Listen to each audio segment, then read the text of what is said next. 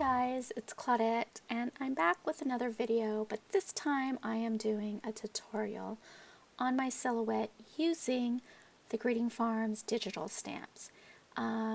This is only going to be a tutorial for the silhouette. For those who have a Cricut or any other e-cutting machine, please leave a comment down below letting us know that you'd like to see a tutorial for your particular machine, but make sure you indicate which machine you have, and then I will get someone to do a tutorial for that particular machine because I am only efficient on the silhouette Cameo. So I will, if you leave that comment down below, I will get someone to do one and we'll post it on our Facebook, on our YouTube and our blog.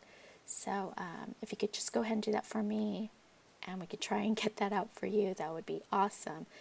So for today's video, once again, it's going to be using the silhouette Cameo, and I am going to be die cutting one of our, the Greeting Farms, what do you call this, digital stamps.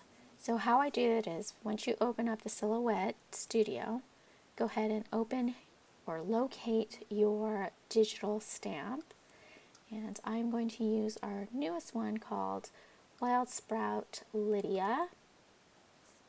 And so I go ahead, and what I like to do is go to the trace window and I select the trace area, so click on that and then just go around your image to select it, and then you get this yellow line.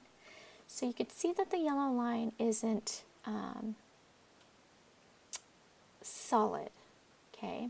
So what you want to do is unclick High Pass Filter, bump up the threshold to where you start seeing the line solid. So that to me looks good. So 94.4. Keep in mind, not all my images are 94.4%. It varies with the image. Some needs more, some needs less. So just look out for more of a solid line to get a clear trace on that. So once you finish the threshold, you have three trace method, and I pick for my digital stamp is usually the trace outer edge. Click on that, and then you see a red line around your image. That red line means that's where it's going to cut, okay? Well, I don't always like to cut right on the line, so what I like to do is have like a little border of white space around it, kind of like a sticker, and you can stop at this part and then do your printing.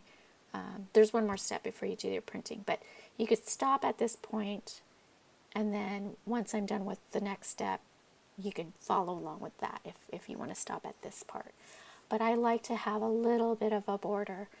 So what I do is, after I have traced the area I wanted, I go to the offset window right up here.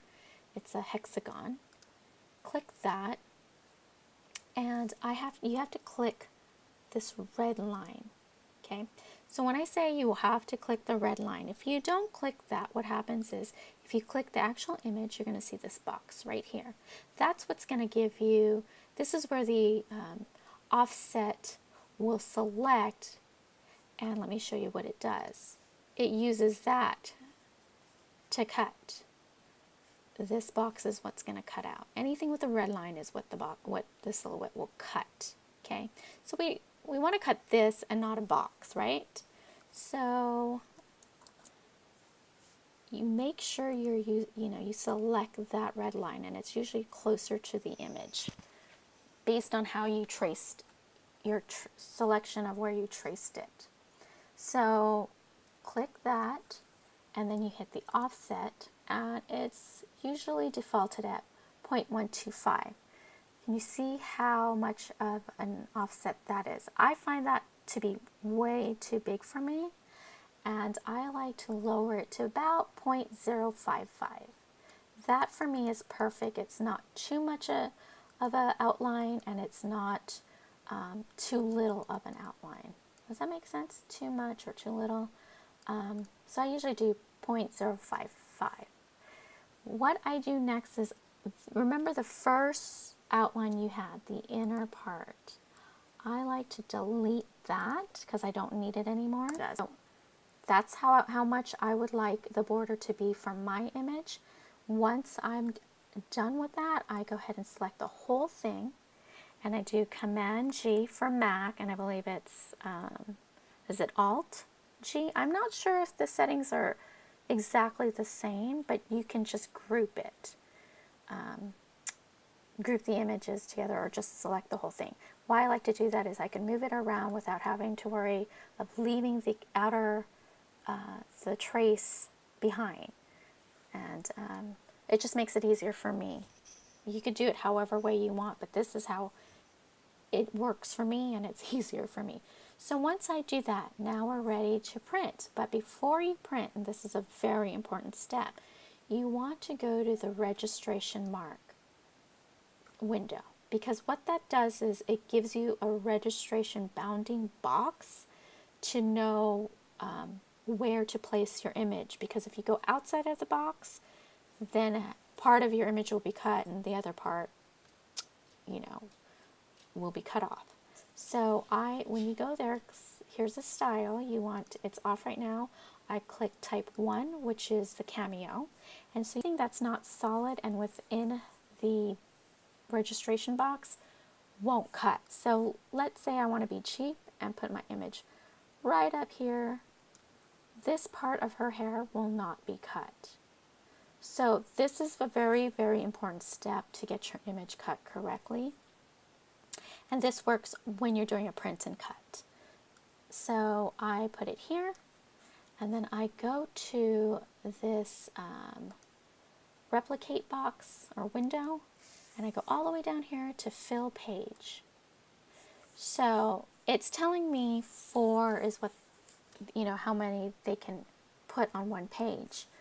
But I don't like wasting paper, so I like to try and, for the sake of this tutorial, I'm only going to add 1 in. I usually will try and add 2. So what I do is I make sure that my images are within the box and within the solid area inside the box. So this will all print, and what you do is, before I like to print, I go to the cut settings, and then I like to go and, you know, make sure everything's set correct. So when you see that, these red marks, this is where it's going to cut, even this little tiny area right there. And then what I like to choose is whatever paper you're using, which is, I'm going to be using cardstock. Here's a setting that you should put your blade level to. The speed is going to be 4, the thickness is 20, and I usually leave it like that unless it's something I know that I need to change, because I know my silhouette pretty well to change certain things. But for this, I always leave it at whatever settings the software tells you. So once that prints out, you load the paper onto your silhouette mat and then load that into the silhouette machine. Once that's loaded, you go ahead and click Send to Silhouette. So once you send it to Silhouette, it's going to cut it out for you. And this is how it looks. So I hope this tutorial was helpful for those who don't know how to cut digital images out, or who's never used their silhouette. And then for those who have, maybe I taught you something that you didn't know, or maybe you saw an easier way. Leave a comment down below if you did, because if there's an easier way, I would like to know about it, and I'm sure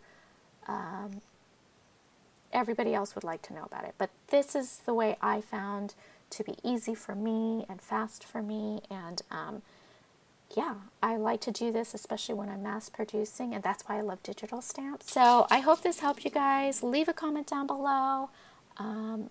if you have any questions, I will try and get back to you and help you guys out. Thank you for watching, and we will see you on our next video. Take care, everyone. Bye.